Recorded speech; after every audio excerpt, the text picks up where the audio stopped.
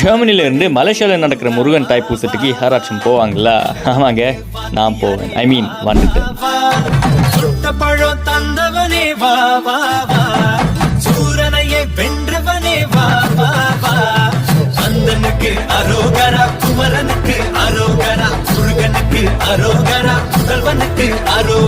நீங்களாம் நல்லா வருவீங்கன்னு யார் சொன்னது? ஏன் ப்ரோ நீங்க நல்லா வந்துட்டீங்க?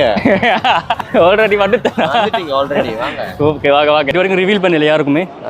நல்ல நாள் சொல்கிறேன், ஒரு நல்ல குடும்ப பொண்ணு முருகனுக்கு கிடைச்ச மாதிரியே நமக்கும் கிடைக்கணும்னு வேண்டிக்கிட்டோம். கிடைக்குமா?